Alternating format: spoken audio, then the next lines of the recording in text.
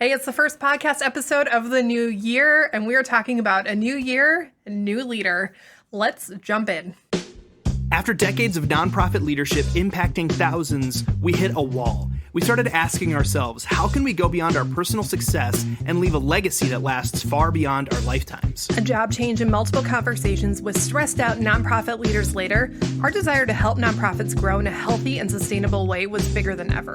If you're a leader at the top or in the middle of a volunteer and donor-based organization, this podcast is for you. We believe that a better world needs healthier nonprofits, and it's our passion to help you fulfill your organization's mission while helping you live a fulfilled life. I'm Ted. And I'm Lisa. Welcome to the Legacy Builders Movement. We're back. Yes, the podcast is back. We usually take the last month and a half of the year off to focus on our family and time together. And also, honestly, a lot of nonprofits out there, especially like in the church world, they're pretty busy finishing out the year. So it's kind of a good time to take a little bit of break from the podcast. But this is season 3. Mm-hmm. We're in season 3 of the podcast. This feels crazy. Yeah, we're excited. We enjoy this longer form, being able to talk. And so we're just excited to be able to have some of these conversations. I have a whole list of things from the last couple months that I'm like, we need to talk about this because we've been having conversations with different people in nonprofits. Yeah. I text Ted randomly. I'm like, so I was talking to this nonprofit leader. Here are 3 more podcast ideas.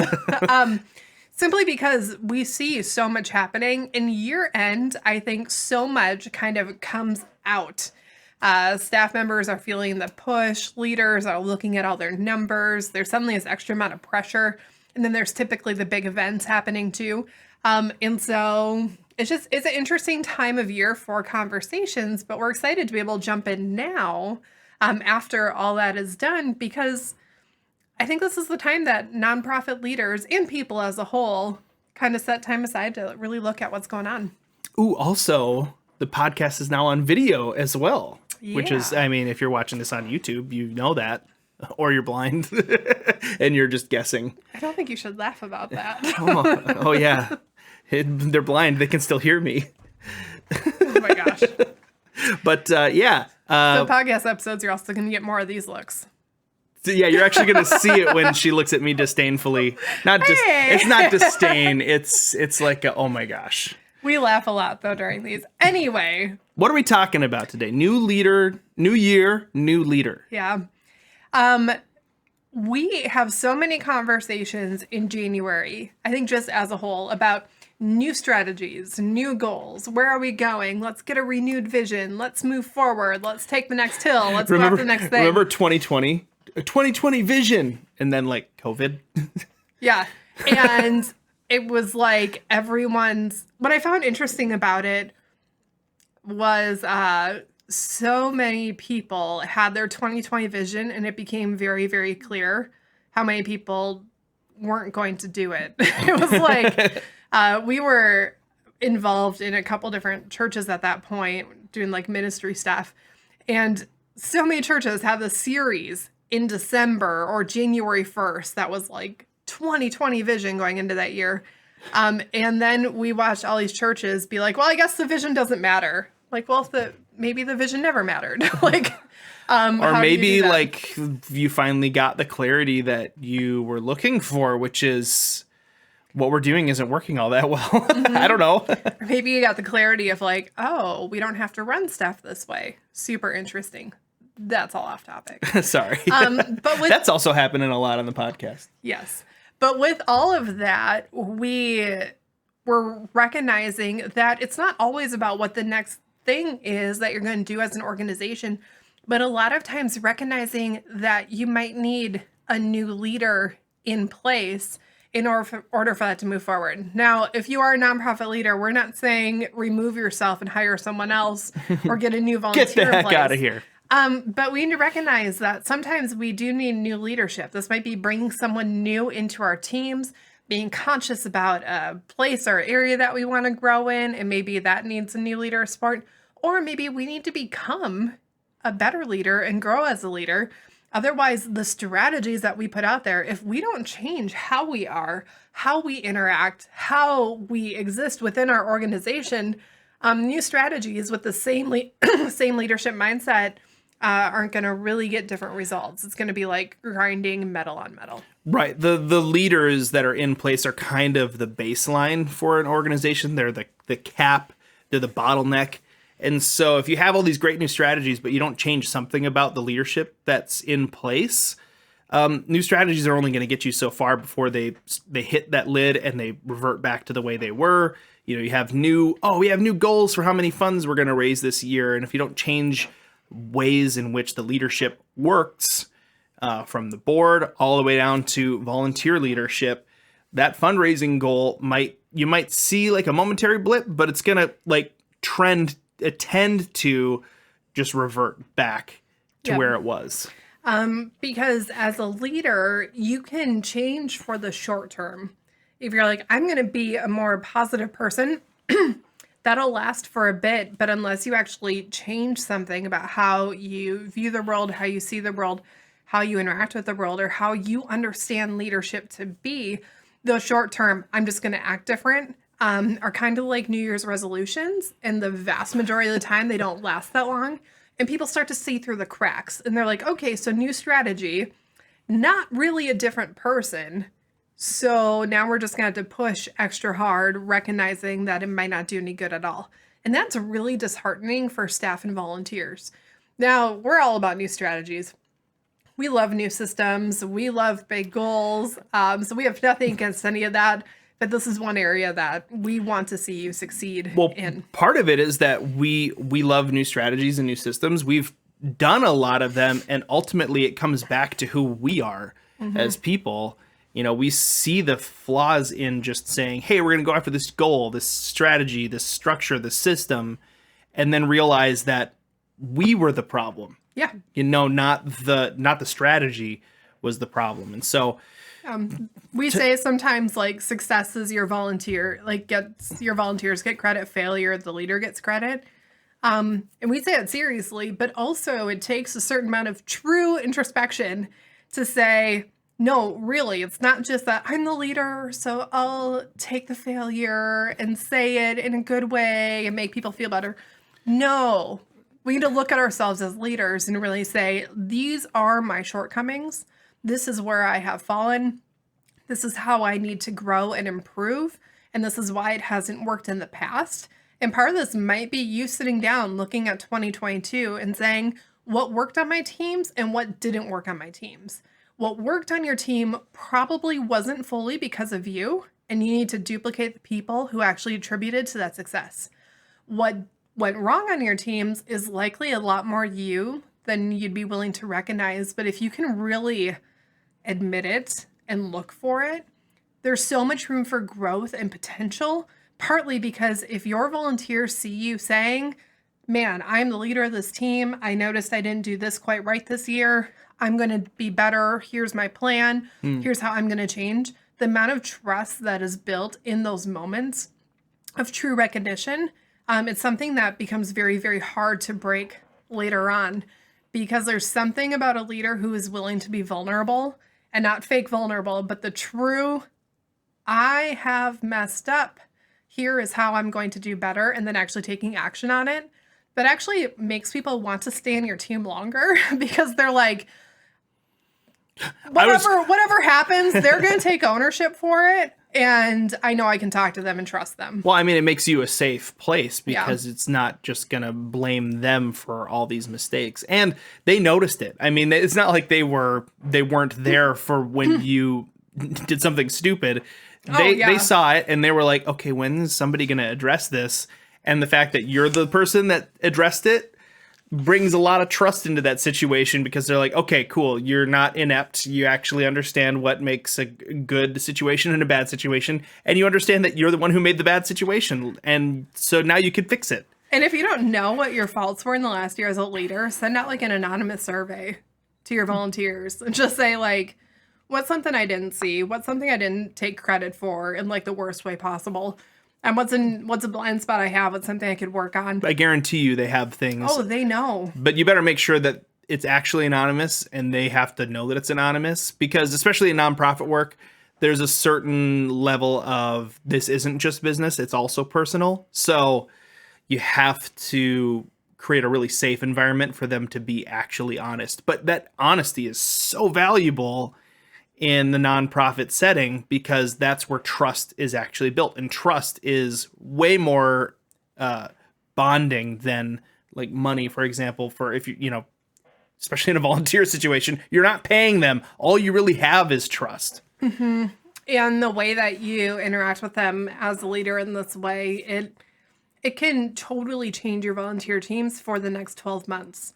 There's just so much potential and so much room. Speaking of volunteer teams, new leadership on your volunteer teams is a big one. Yeah. So yeah, we just talked a bit about being a better leader, being a new leader. But let's say you've got volunteer teams and you have some leadership in place, or maybe you don't have leadership in place. It's just you working directly with the volunteers to go where you want to go as an organization or as a team. You're going to need to start thinking, what are the leadership needs that are required to get there? You know, you don't just say we're going to have 50 new volunteers. You have to think, if we have 50 new volunteers, that means we need at least 10 volunteer leaders that are going to help manage and care for and make sure that all those people are having a great time while serving and all that stuff. So you need to pinpoint what are the volunteer needs, and then you need to start thinking, how do we actually find the right people?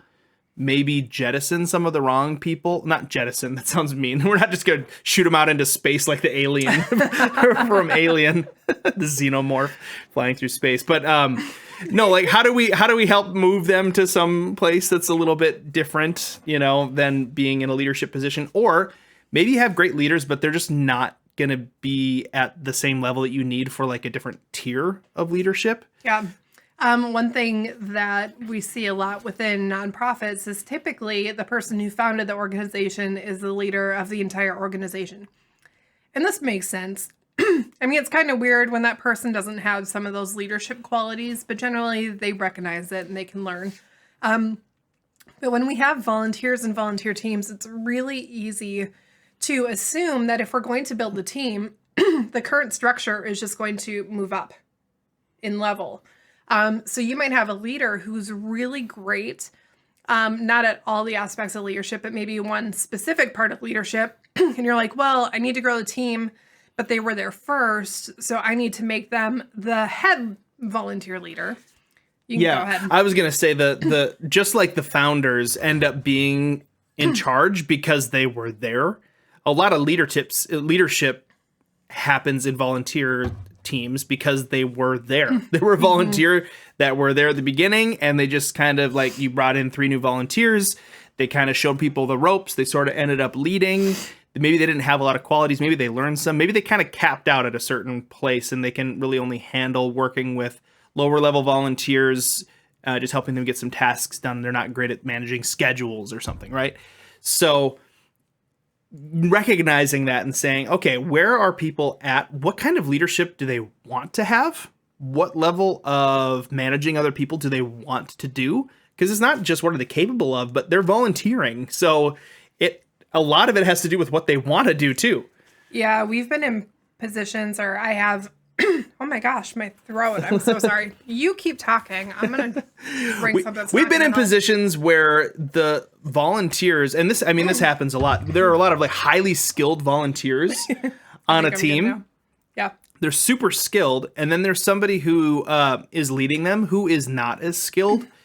But what's weird about it is it actually works out okay because the people who are on the team support that leader and they help them. A good example of that is myself. Even I led a music team for a while, and I'm a good musician. I know how to like lead people, but there were some people on the team that were just very, very highly skilled at their instrument, and they were also the kind of people who need a lot of detail. And I'm very much like a fly by the seat of my pants kind of musician.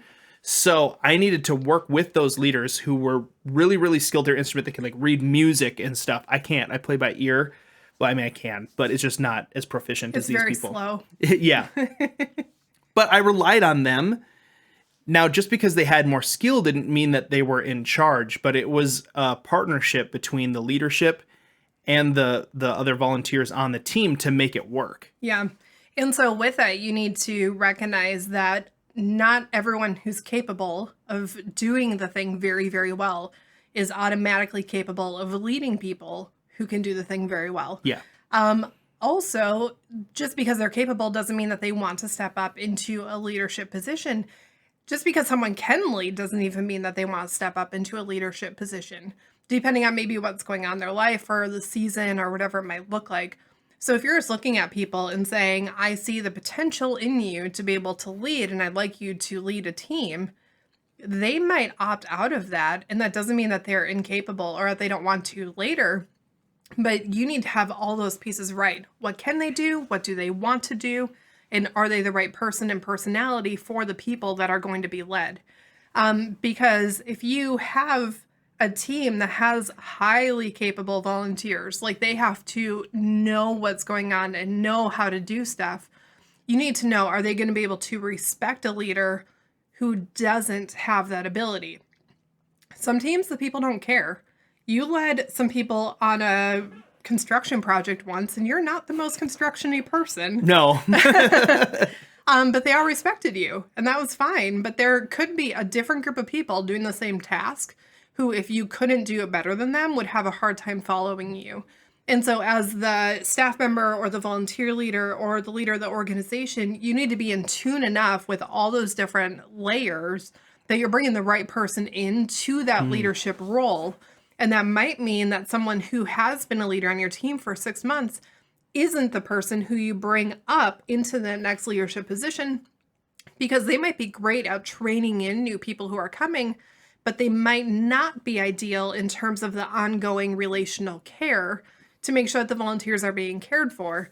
And recognizing that is really important. And then knowing how to have those conversations and knowing how to move that forward. It's vital. If you want your stuff to grow and move forward, you cannot assume that your org structure just goes up and up and up. Sometimes it's here, and then you have to bring in another person, and it adjusts a lot of the internal dynamics.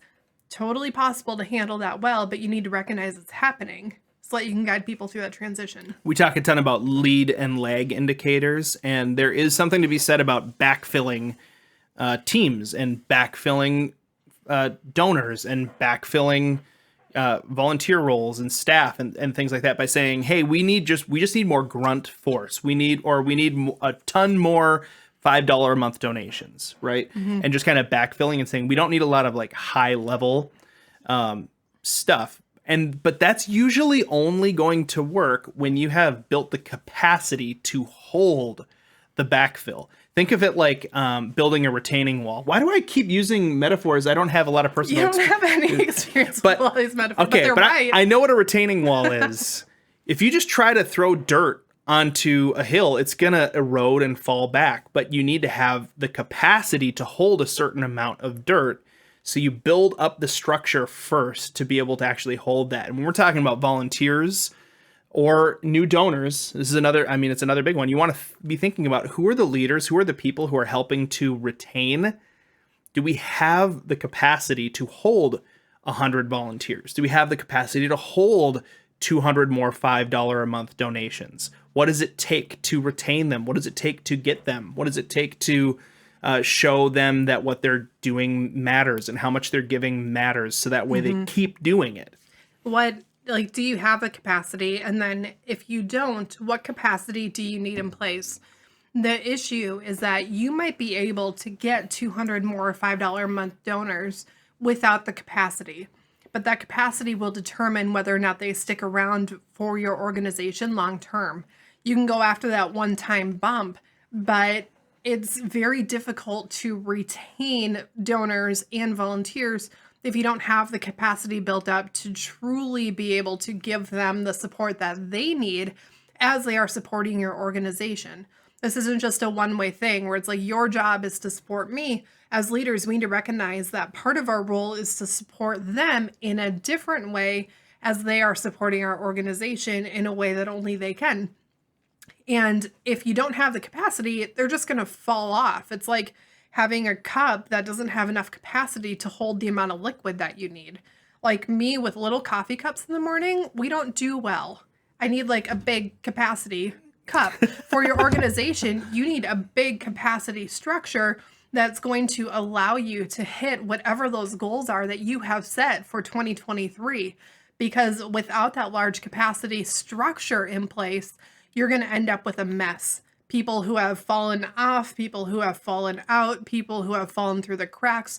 It's just going to be messy, and that's actually going to hurt your organization long term, because you're going to be the organization who didn't respond to people, who didn't care about people, who forgot that people had raised their hand, said they wanted to get involved, while also being the organization who just keeps asking for people. People are like, why would I join? You don't have room for me. I don't get care there. And that's what people want. It's not just that they want to volunteer, that they want to give. They also need that exchange of support. So yeah, build that up early.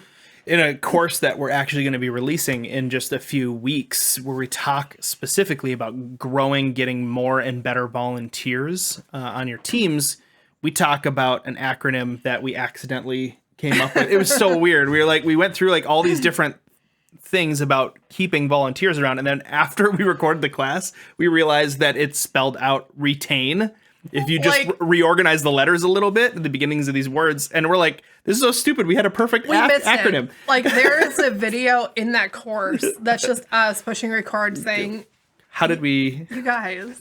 We missed an opportunity. We missed an opportunity, and we taught a whole class on this. We come from a church background where it's like, every chance you get, you make an acronym. And we totally, we accidentally made one, and we didn't use it. It was so funny. But anyway, it was retain, and I can't remember all of them off the top of my head right now. But, some of these things are, recognizing that people are doing a great job, and encouraging them, and training them, and affirming them, and investing in them.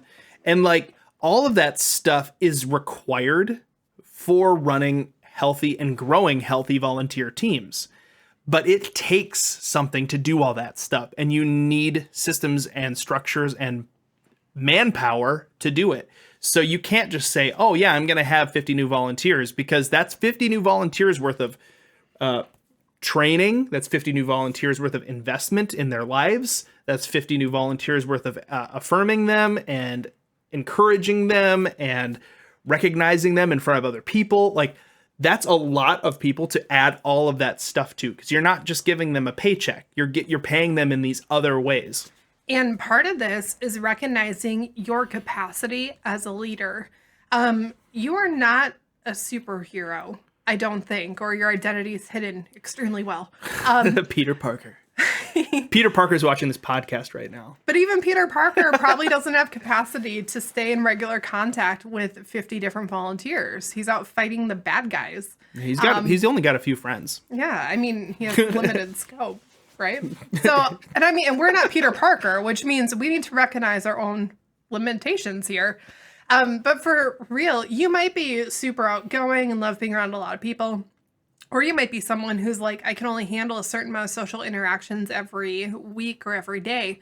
How are you building out your systems so that you can effectively care for the people needed to reach your goals?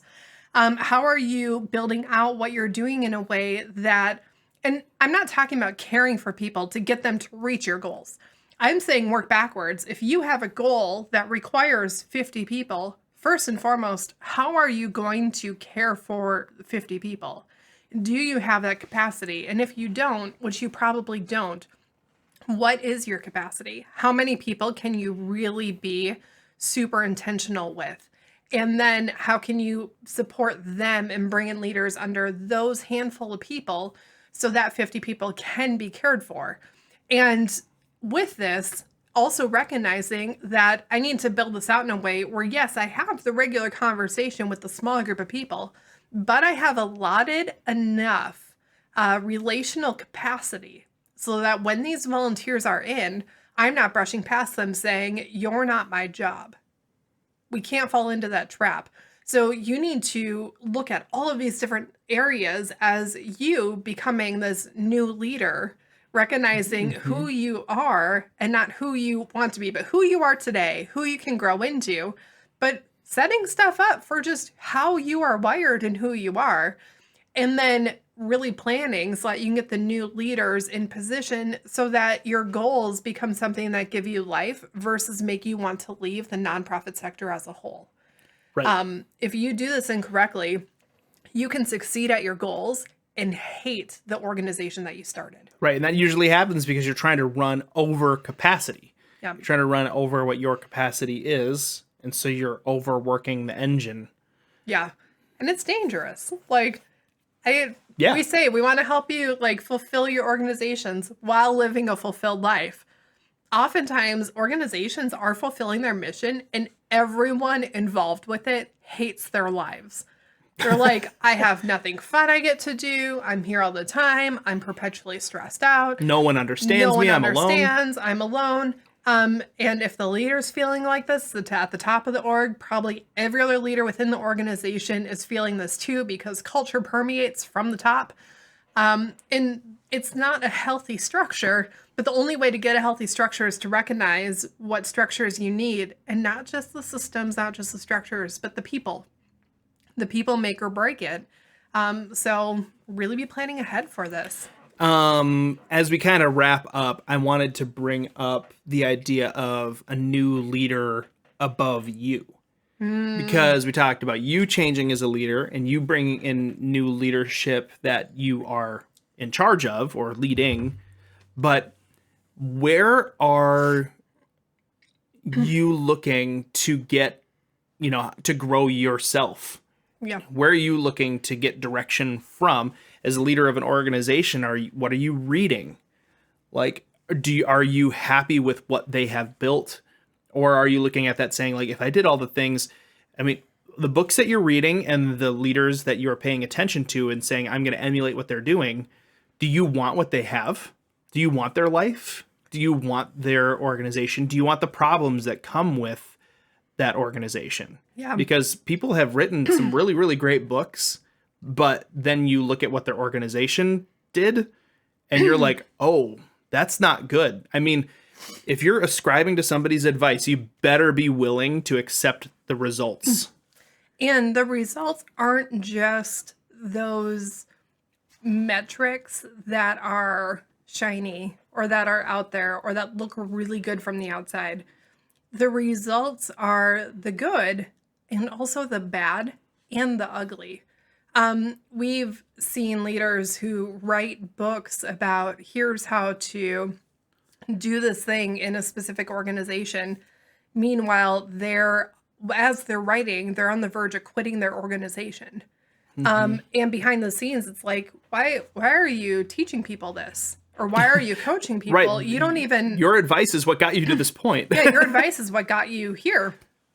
We've seen organizations follow leaders who are harsh and they are getting good results, but their staff members hate them. Their volunteers hate them. And the advice that they're getting, they're following it, even though it's not necessarily falling in line with their core values. But it's like, but this is what works, so maybe I'm misunderstanding something. I'm just going to do it and see what happens, assuming that growth means that it's good. And that isn't always the case. There's healthy growth, and then there's growth that comes because of unhealthy stuff. And eventually it all catches up to itself. Yeah, cancer grows too. It doesn't, just because there's growth doesn't mean it's good. But then looking back at the last year, who have you been listening to in leadership? And is it something where your life is moving in a direction where you want it to go? We have a lot of just different conversations about different ways of running organizations. And I think for me, a huge, what would that be called? A huge pillar, a huge Philosophy. red flag, philosophy, all the things, is if we're in a position of running volunteers or running staff, anything that makes it so the people around me feel stress when I walk into a room. I don't want that. I also don't want to walk into a space that makes me feel stress rather than peace. Like, I understand there will be stressful seasons, stressful situations, stressful whatever, but if I'm walking into a room and my demeanor is consistently hard, harsh, I'm going to pound my fist on the table, try and get you to work harder, not have time for you. Any of those things, I'm like, yeah, I don't care how shiny the numbers are. Not interested. Yeah, it's not worth it. It's not worth it. And so that's what I'm looking for with other leadership, because we talk to other leaders, we attend conferences, and when we're attending conferences, we're not just looking at the speakers on stage. We are watching every volunteer who's helping out the conference to see if their demeanor matches what the leader is talking about. And if their demeanor isn't matching, if the way that they're communicating isn't matching, then we're like, this isn't necessarily leadership that we want to follow. Because we've been to some conferences that we look back later and we're like, oh, behind the scenes, now we know. Yeah, we're going to just ignore some of that stuff. And you could see it on the volunteers' faces. People were stressed out. They were like afraid, running around trying, and people could be really good at putting on a face, but you can tell when people are doing something out of like trying to avoid getting yelled at versus they're just happy to actually, like, legitimately, truthfully happy to be there and happy to be serving. Yeah. There's a big difference. If you're ever not sure at a conference if the volunteers are happy, grab a chair or a couch or something and watch the people who are making the coffee. That's it. Like, you can tell very, very quickly if there's this underlying, I have to go fast, I have to get stuff done, I'm going to get in trouble. They're smiling while they're taking the money, but behind the scenes, you can tell that there's frantic on their face. Or if they're making the coffee and they smile, and then even when no one's around, they're still just smiling and happy. Like, you can tell, and it's interesting because we were at a conference last year and we were sitting kind of exhausted. We were in like a leadership lounge area. We were just tired. And I was just watching the barista and I looked at Ted and said, they're actually happy here. Like, they're actually happy. And it was interesting, like those little moments. But as a leader, before you start learning from other leadership, you need to know if the leadership behind the scenes is what you think it is. And it can be hard to figure out. But I mean, like, you start reading books, and getting to know a leader from afar. But as you get closer, don't assume that just because you read that they care about people, that's actually how they're leading, because we've seen some. And I'd say too, like, you could also go into a situation like that and say, well, I'll just take the good parts. The problem is it's hard to parse and separate what things led to what. Yeah. What has causation versus correlation. So you could go in and say, like, yeah, I can tell the way that they talk to their staff is really mean, but I can just take the parts of their organization that do this and not that part. Well, chances are these things are probably linked. So you got to be careful about where you take stuff from. Yeah. Like, you got to be thinking about, like, is this because stuff is messy. It's all entangled. It's like a plate of spaghetti. And you don't know where one, noodle starts and another noodle stops. Yeah, we heard a leader. I know about spaghetti. I can use spaghetti metaphors. I know that one. I know noodles. Pasta. We've heard leaders say things like eat the fish, spit out the bones. But the problem is muscles are formed around the bones. If the bone wasn't there, the muscle wouldn't look like that. If the bones were bigger, the muscle would look differently. If the bones were smaller, the muscle would look differently. Unless somehow fish muscle is different than every other animal. But I don't know why you assume it's fish muscles. I mean, I spit out the bones when I eat steak. Steak. That's how big of bites I take. I have to spit out a whole beef bone. A beef. But it's not just that they're correlated, it's that there is a direct, the bones are the structure and the meat is what's there. And if you're just taking the meat saying, we are going to copy the meat and ignore the structure that caused the meat to be formed in this way, you can't do that. Like, they are not, you can separate them, but you cannot build them separately from each other. And so, or at the very least, it's extremely hard to do. It's very, very hard. Yeah. And we've seen organizations say, we're going to ignore the bad parts, but we're going to keep the good parts and force it to happen in a way that isn't a natural outcome for their leadership styles. So either they're forcing something that isn't ready to happen within their organization, or they're having to make leadership adjustments to be like this old organization because they've so valued the lag indicator. They've so valued the outcome that people become ready to disregard pieces of their own values in order to get that outcome that they have deemed to be the right thing. And it's not that the outcome isn't a good thing to shoot for, but if it's not culturally the best fit for your organization, you're going to be hurting yourself, your volunteers, your staff members, and causing damage within your organization. And most of all, you're going to be messing up the culture of your organization for years to come. And you might not even realize it for a few years what you're doing, simply because you chose to take on leadership values from a source thinking that you could lead exactly like them, but maybe do it a little bit better, not realizing that the bad is baked into all of it because it's all this mess of spaghetti. I like that analogy more than the construction work. Hey, I think I was right on that too, but the spaghetti you were right. I'm just saying I like it. I have a lot more experience with spaghetti. Let's just put it that way. But so yeah, we covered yourself as a leader, looking at yourself and saying, how can I be a new and better leader this year? We talked about being a leader, like having leaders in your organization that you can kind of restructure and help raise up new leaders and put new leaders in place. And then also looking and finding great leaders to learn from and basically kind of put in a position of leadership over you. Because as a nonprofit leader, sometimes you don't have that.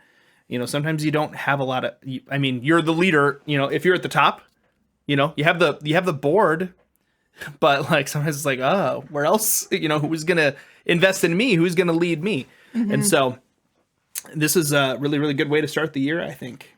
Yeah. So we're excited to hear what some of your goals are for the year. And we highly encourage you to work them backwards. A lot of times we work backwards. We want to raise this much money. And so that means this many donors this frequently. And we do that part. But from a leadership perspective, work your goals backwards, because if you can do this well, it can make it so at the end of the goals, you hit them at the end of the year, you hit your goals, and you do it in a way that can be a ton of fun, and very exciting and encouraging. And I've seen teams that actually move forward in their goals, and it's not this huge stress of we have to get this done and just, put your nose to the grindstone. I don't know what that means, but people use it, and just get it done. But it can truly be very, very fulfilling to lead an organization. And too often we are willing to sacrifice the joy of the work that we do for the shiny metrics and say, if I get there, it'll all be worth it in the end. And there are ways to make the journey worth it in the process. And we don't want to see you burn out while you're succeeding. Mm-hmm. So yeah. What are your goals for the year, and how are you going to address the leadership piece of those goals? We'd love to hear from you. You can always send us an email at office@legacybuildersintl.com. Thanks for listening to the Legacy Builders Movement. If you appreciate this podcast and find that it's valuable, the best way that you could help us is to subscribe and leave us a rating and review. To learn more about Legacy Builders, go to legacybuildersinternational.com. That's legacybuildersintl.com.